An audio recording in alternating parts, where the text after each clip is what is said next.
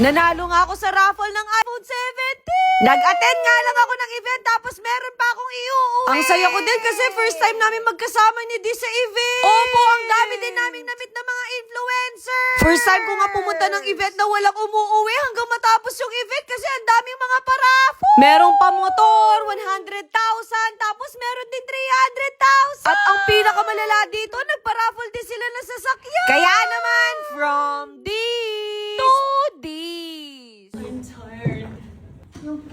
Sa kabila, sa...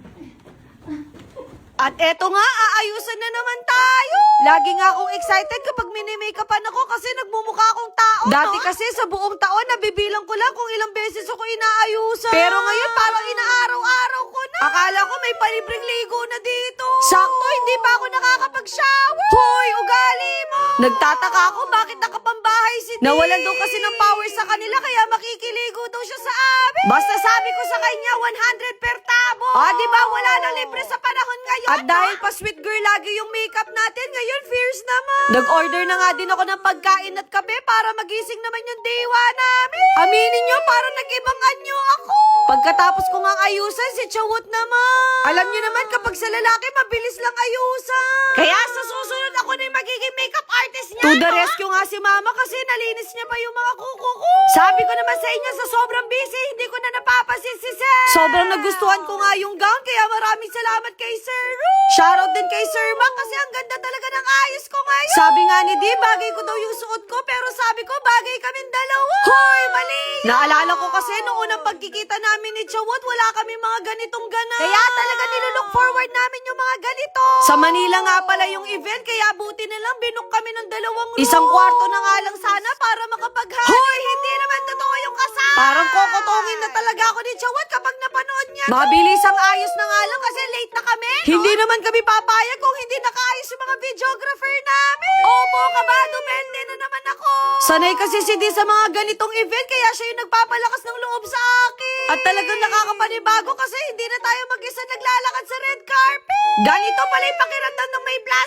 no? Huwag kayo mag-alala sa susunod, +2 naman. Hoy, puro ka nalang kalokohan. Bago pa ako may masabi, pumasok na kami dito sa event. At nakita nga namin sina Carlia dito. Kumbaga, umuulan ng magaganda at gwapong mga influencer. Isipin nyo, etong mga taong to, pinapanood ko lang noon. Ngayon, nagkaroon na ako ng chance na i-meet sila. Malay niya sa susunod, makakakolab ko naman sila. Kaya sobrang thankful ako sa CEO ng YouGlow Babe na si Ma'am Giselle. Malalaman mo din napaka-genuine niya kasi ang daming nagmamahal sa kanya. Isipin nyo, 2 taon na rin ako ambassador nila. At never kong naramdaman na pinabayaan nila ako. Naloka ako, meron pa 1 year supply ng rice. Isipin mo, ulam na lang yung poproblemahin mo sa araw-araw. Nakaramdam na nga ako ng gutom, sakto, nag-serve na sila ng pagkain. Fine dining muna ang atake natin ngayon, kaya kailangan social tayo kumain. Hindi nga ako pwedeng makarami ng pagkain, baka hindi na magkasya sa akin yung gas. Sakto, nagkaroon kami ng chance na makapag-usap ng CEO. Welcome back nga sa akin kasi isang taon din ako nagpahinga sa kanila.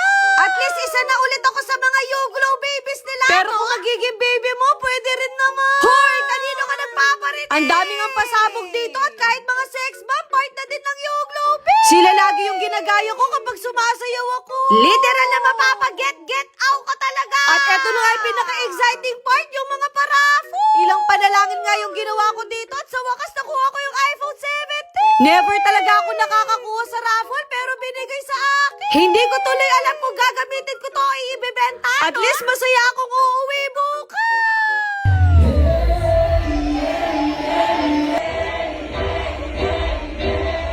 Di ba may concert lang nagaganap dito?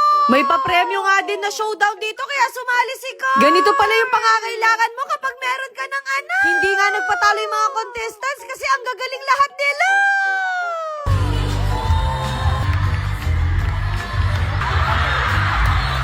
Bigyan lahat ng jacket yan! At eto na nga yung paraffle nila na pera. Yung Kapinpin Brothers, nakuha nila yung 150,000.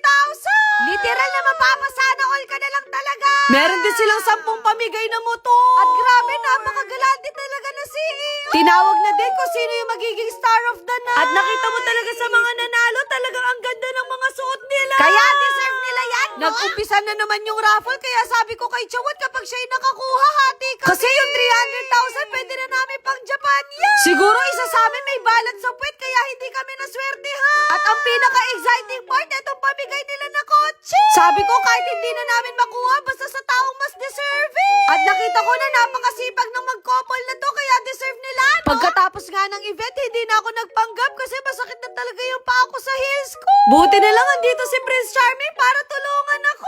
Hoy, napaka-pabebe mo! Ayun lang!